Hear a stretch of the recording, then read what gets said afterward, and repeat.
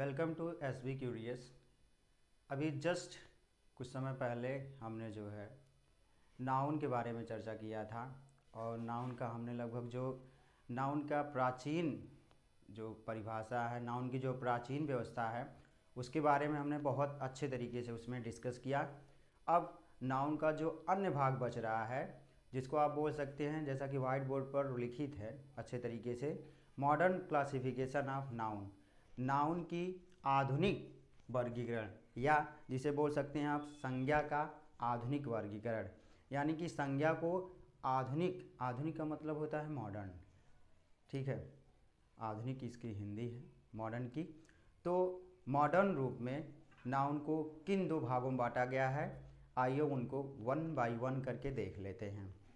तो पहला आपका है काउंटेबल नाउन और दूसरा आपका है अनकाउंटेबल नाउन। पहला क्या है? काउंटेबल नाउन, दूसरा क्या है? Uncountable noun. काउंटेबल नाउन क्या है? जैसा कि यहाँ लिखा गया है, गणनीय संज्ञा, गणनीय संज्ञा। और उसको और इलेबोरेट करेंगे, उसको और अच्छे तरीके से समझने के लिए हमने लिखा है जिसको गिना जा सके, यानी कि जिसको आसानी से गिना जा सके। तो एग्ज़ाम्पल हम बता रहे हैं, जैसे कि कोई भी चीज़ है, कहीं पर आप जा रहे हैं, स्कूल में आप अपने क्लास में बैठे हैं, अगर आपसे पूछ लिया जाए कि कितने स्टूडेंट्स हैं या कितने लोग इसमें बैठे हैं, तो आप फटाक से गिन लेंगे 1 2 3 4 5 6, जितने भी स्टूडेंट रहेंगे गिन करके आप उस व्यक्ति को बता देंगे। तो किसकी श्रेणी में रखा जाएगा? वो गणनीय संज्ञा की श्रेणी में रखा जाएगा। क्यों रखा जाएगा? क्योंकि आपने बहुत आसानी पूर्वक उसको गिन लिया, इसलिए वो किसकी कैटेगरी में आएगा? वो काउंटेबल नाउन की कैटेगरी में आएगा। या आप दूसरे शब्दों में बोल सकते हैं कि गणनीय संज्ञा उसे माना जाएगा। दूसरा है आपका अनकाउंटेबल नाउन। अनकाउंटेबल नाउन का मतलब होता है, अनकाउंटेबल नाउन का मतलब होता है अगणनीय संज्ञा। अगणनीय संज्ञा का मतलब होता है जिसको गिना ना जा सके। मतलब इस पूरी दुनिया में ऐसी वो सभी चीज़ें जिनको आप आसानी से गिन ना सके, या जिसको आप बोल सकते हैं गिन ही ना सके, उनको हम अनकाउंटेबल देंगे।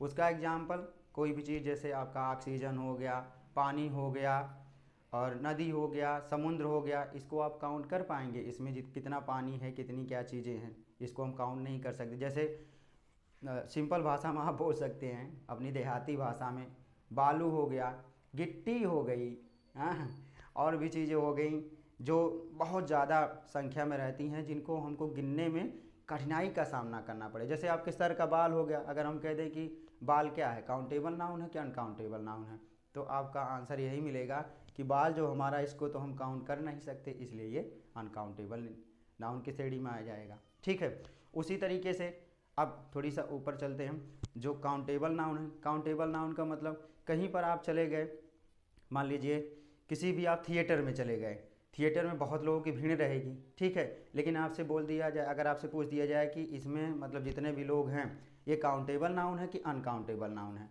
तो आप तुरंत बोल देंगे कि नहीं, ये काउंटेबल नाउन है, क्योंकि उनको आप गिन सकते हैं, you can count them.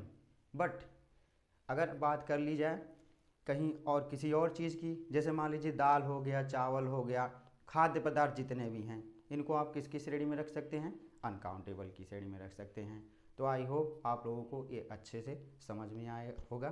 Thank you.